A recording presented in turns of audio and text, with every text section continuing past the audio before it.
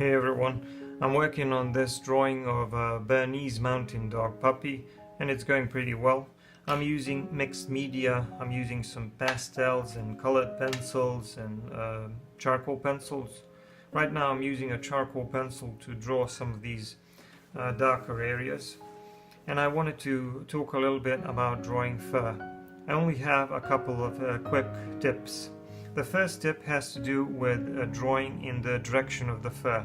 This is very important if you want to maintain a realistic appearance of the fur, and you can see me doing that now. I'm using short tapered strokes which are going in the direction of the fur, and the fur is kind of flowing this way.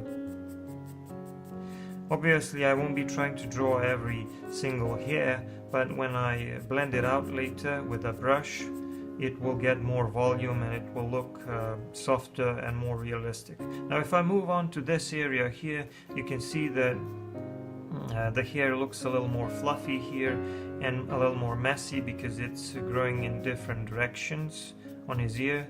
So I can try to emulate that as well by varying the direction of my stroke as I'm drawing. And if I take my brush and I blend it out a little bit, you can see that it becomes fuller and it gets more volume and it looks a lot more realistic. And if I do that around the ear here, it will get a lot more fluffy.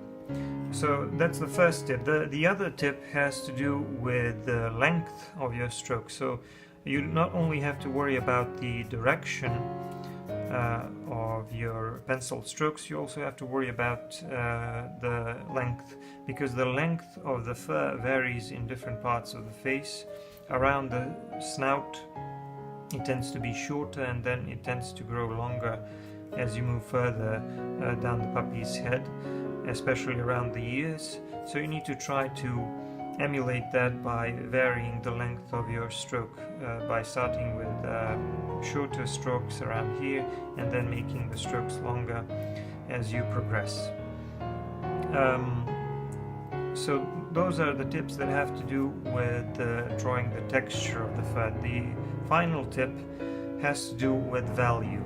It's easy to get caught up in trying to make the fur look realistic and forget and make it look flat. If you only draw fur like this, it will end up looking flat. You need to remember that some areas of the puppy's head will be darker, like this area here, and others will be lighter, like this area here. This is very important if we want to show volume and if we want to show the shape of the dog's head. So that's about it when it comes to my drawing tips, when it comes to drawing fur. The next tutorial will be a full-length one. Thank you for watching.